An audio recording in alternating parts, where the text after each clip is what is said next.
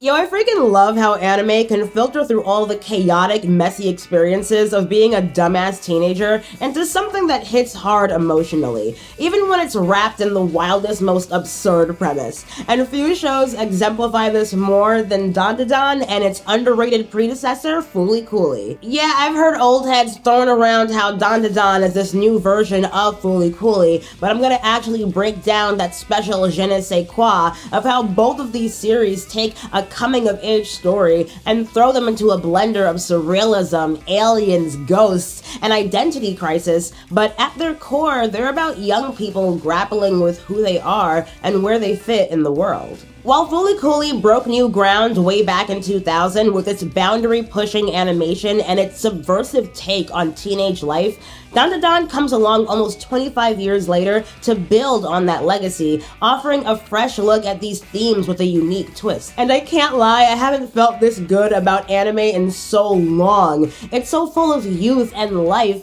and an unexpected slow burn romance between Okaroon and Momo that has me kicking my feet between these loony comedic mysteries, bizarre expressions, and colorfully explosive battle scenes. But on some real talk, I do feel like the anime culture has been so tainted with these cringy online debates on fan service and personal headcanons of how others want to interpret DanDaDan and other decent anime that gets overshadowed by all this controversy. Going through these paranormal, wild, pubescent adventures has this special innocence still that shatters so many levels of adultification and really lets these characters be real, relatable teenagers. Like Okaroon and Momo getting spat out from that alien Kappa nightmare in their undies, covered in milk and exhausted from fighting a galactic being all night. It didn't feel like cheap, dirty fan service. The context was so much more epic, complex, emotionally challenging, and honestly freaking hilariously embarrassing.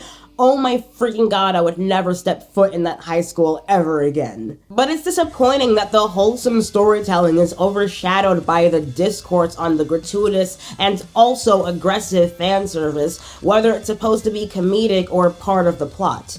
It hurts the value of the show whenever it takes away from kids just being kids. Okay, this needed an editing rant to really tie together what I'm trying to say here, because I could count on my fingers the very few times when someone has actually confronted and critiqued sexualized scenes in this anime or any piece of media with nuance and actually try to understand the context and purpose of controversial scenes like this.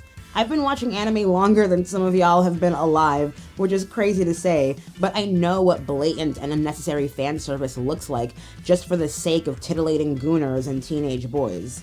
So y'all weren't around when every anime had panty shots for no fucking reason. But anyway, this one time I saw a very in-depth analysis of the sexualized scenes in DanDaDan by this person here on TikTok, and I wanted to break down their points with some of my own words too, because this is the type of media literacy that we have to aspire to, besides just crying that a thing that I saw was bad and therefore the entire show is bad even though I've never watched it. And I'm not saying that you have to watch shit like this if it makes you uncomfortable, but I am saying to have some fucking sense. Getting into what's actually going on here, the most controversial and uncomfortable moments are these scenes with the aliens who are very literally trying to probe and penetrate our young main characters in order to breed their own alien race. But on a basic level, this is actually a very common trope in alien horror movies where they try to harvest human beings in order to reproduce or experiment on us. And it's also a very hilarious South Park reference, but I don't know if that was their intention. However, I'm not going to try to deny that these aliens, whether fictional or not, were trying to rape Momo, and that it was a brutal and scary depiction of a very realistic assault in a way that hit me emotionally, and I'm sure also shocked a lot of other viewers. But on another level, it was also a very deeply relatable commentary with these aliens who are dressed up like businessmen, almost symbolizing how strange adults can take advantage of minors, and that this is a thing that happens in real life, and that unfortunately teenagers and even myself at that age had to go through.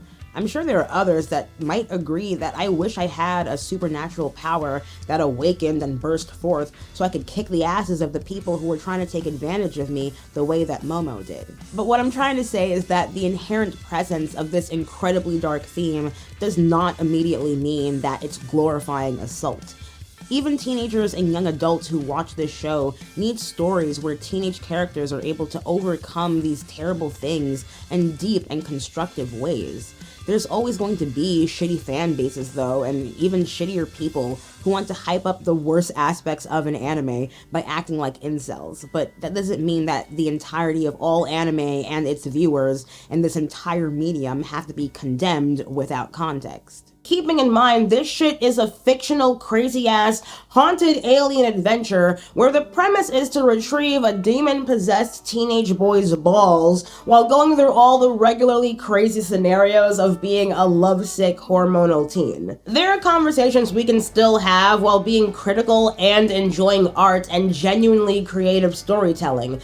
Like, damn, y'all have no patience for real media literacy, and it doesn't make you as smart as you think debating about weirdo shit in an already weird-ass fictional cartoon. But unfortunately, these half-baked controversies are present in literally all kinds of media, and get amplified in a toxic anime fandom that feeds on negativity. But this ain't gonna stop us from having nice things. There's no trying to gatekeep this anime from influencing and being influenced by a global culture that's become obsessed with DanDaDan. From the Jersey Club style beats and the hip-hop inspired swag and dance moves to the Gen Z impressions, slang, and style, this is what makes anime relatable, and it's stupid to pigeonhole it into one kind of art, culture, or messaging. Even these type of flame wars are what makes a cult classic, just like Fooly Cooly did a generation before. And I'm here to talk about what makes DanDaDan great, because there's nothing new about these controversies in a new era of psychological, provoking, edgy, and entertaining anime epics. DanDaDan is building on a legacy nearly 25 years after Fooly Cooly, and both shows are packed with absurdity. What really makes both series shine is the way they use these surreal and often bizarre moments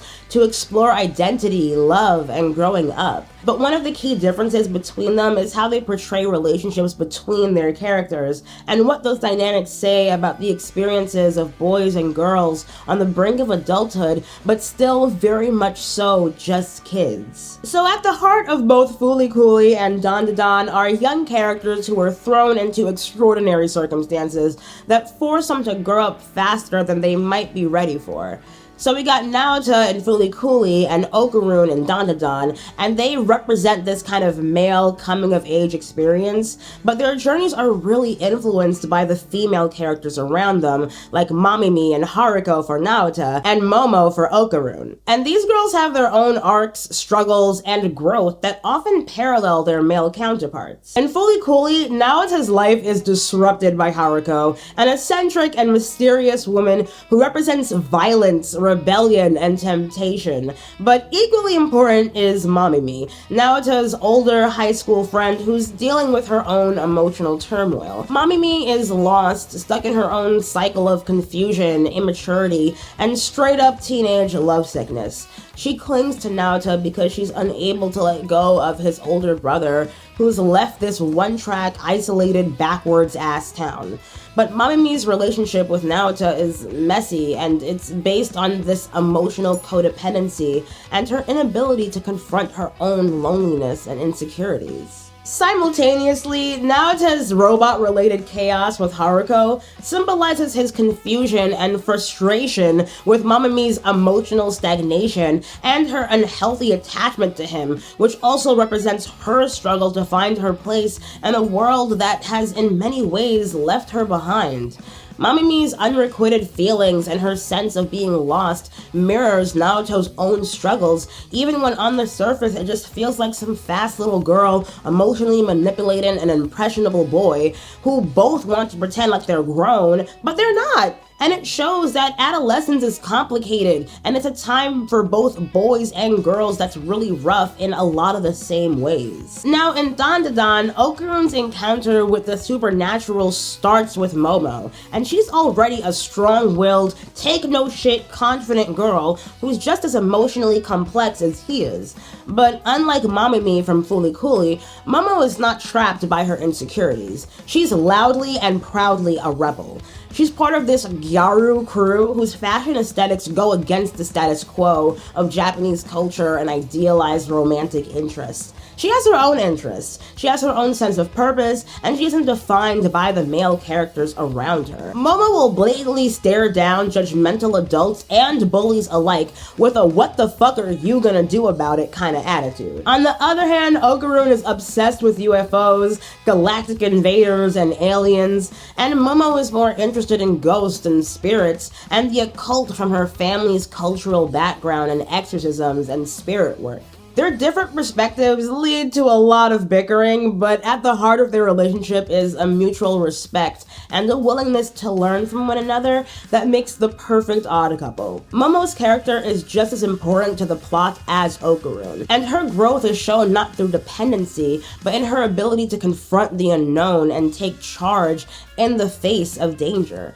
I really have come to believe that Momo is the real main character of DanDaDan. And despite all these attempts to try to make her look like this victim, these are actually the moments where she finds her strength and finds her voice. So where Fooly Cooly often centers mostly Naota's journey and leaves Mamami as this passive participant in his emotional turmoil, DanDaDan places Momo on equal footing with Okarun. Her bravery, her insight into the supernatural, and her empathy are what push Okarun to grow. And just like Okarun, she has to confront her own emotional baggage, particularly in dealing with her relationship with her grandmother, who raised her to be spiritually aware, even if it meant facing bullies herself, and building this tough outer shell along with the supernatural threats that force her to step up and take responsibility. On the outside, both Naota from Fooly Cooly and Okarun from DanDaDan are far from the typical masculine hero archetype.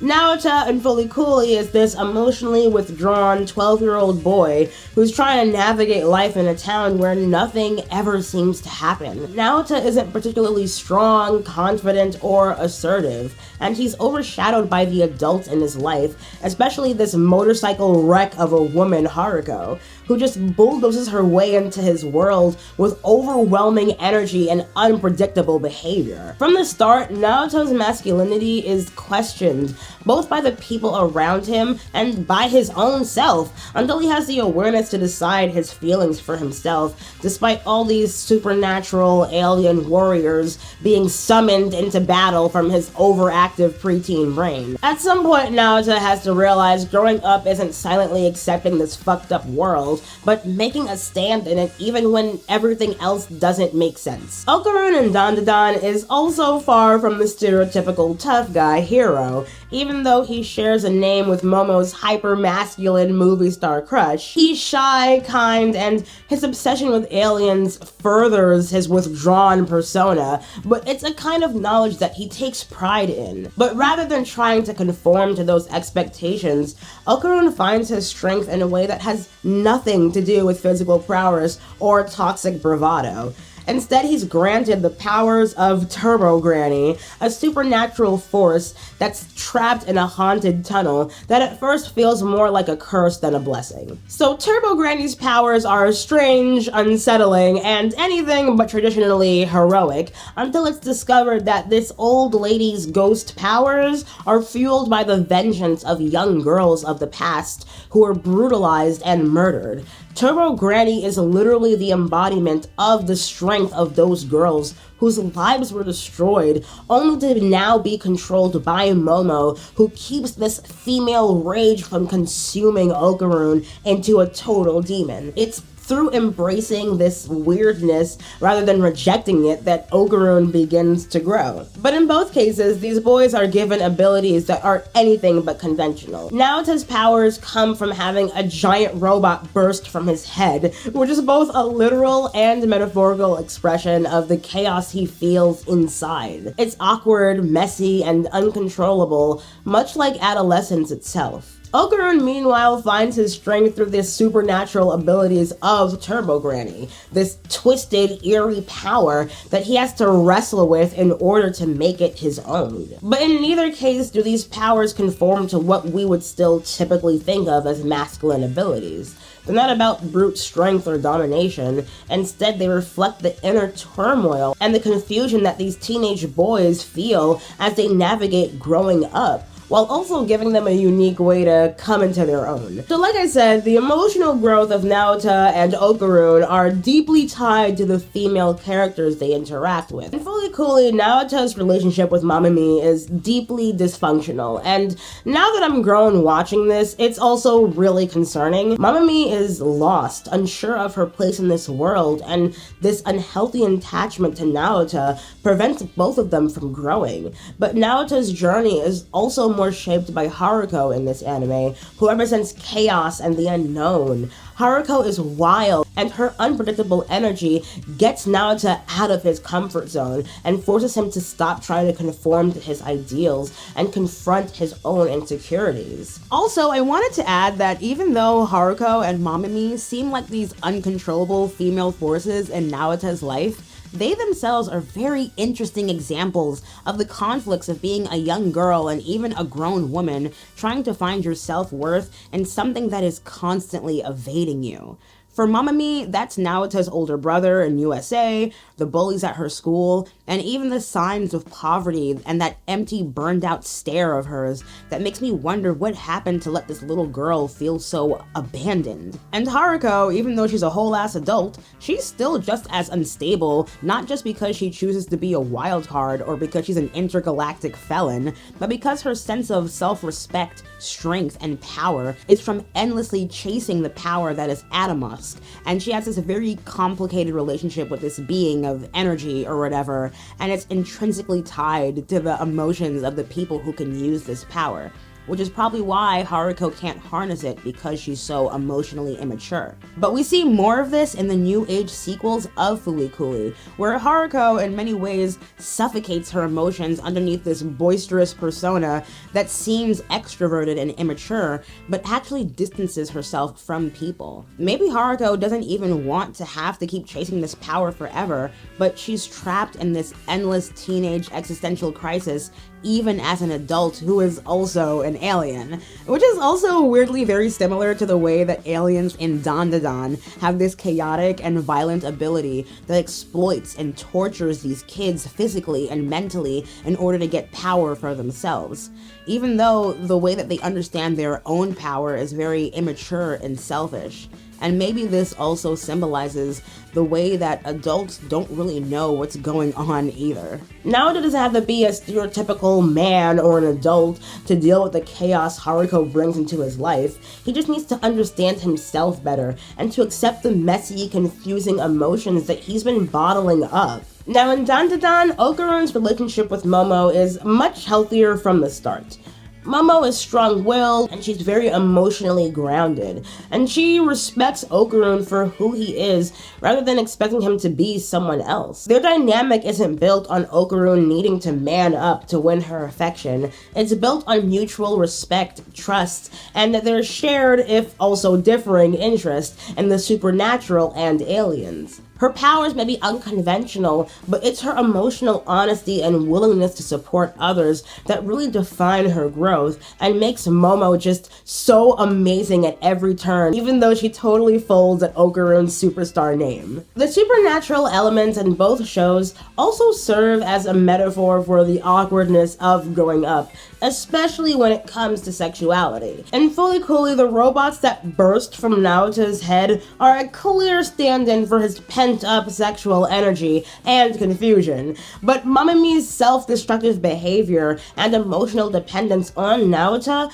add a whole other layer to this exploration of adolescent sexuality from a female perspective. Mamami isn't just an object of desire, she's a challenging character who is dealing with her own emotional scars and is using unhealthy coping mechanisms to deal with her pain. Their relationship is built on mutual insecurities, and rather than helping each other grow, they keep each other stuck in this state of emotional stagnation. Now, when we go to our girl Haruko, she represents a completely different type of toxic dynamic. She manipulates Naota, pushing him into this dangerous situation for her own gain. While Naota is attracted to her, it's clear that their relationship is one-sided. Haruko doesn't care about Naota's emotional growth, she's only interested in using him as a tool to achieve her own goals. Naota's growth therefore doesn't come from his relationship with Haruko or Mamami, but from realizing that he needs to define himself outside of their influence. Now, in contrast, DanDaDan offers a much more positive portrayal of a teenage relationship. Okarun and Momo may tease and bicker, but their relationship is grounded in mutual respect and care. They don't use each other to fill emotional voids. Instead, they grow together, facing supernatural threats as partners, even when they have an extra third wheel. Momo in DanDaDan is more often portrayed as strong and capable, even though she can make mistakes and lashes out sometimes to protect her own heart. And her journey is more than just romance, it's about self-discovery and learning how to face her fears head on. In fact, what draws them together is their ability to accept each other as they are, quirky, flawed, and still figuring things out. Their relationship isn't about one person dominating the other or trying to fit into societal expectations. It's about supporting each other's growth. And that's what makes it such a refreshing contrast to the toxic but relatable dynamics in Fully Coolly. While Naota's journey is about breaking free from unhealthy relationships, Okarun's story is about learning to build a healthy one from the start, based on mutual understanding and shared experiences. They don't need to adhere to toxic ideals or over-sexuality to prove their worth. Instead, their strength comes from embracing their quirks, their vulnerabilities, and the relationships that help both boys and girls grow together, facing these challenges of adolescence not in competition, but in collaboration. In both of these stories, the real strength comes not from fitting into societal expectations, but from finding confidence in who you truly are, even if that means being a little weird and a little unconventional and a little more honest with yourself and the people around you. I hope y'all get to enjoy these new age and old school shows, and if you like hearing me talk anime, join the Punk family at Sister Punk Studios, and hit me up with your favorite new or old school classic anime down in the comments. I'll see y'all next time. Peace.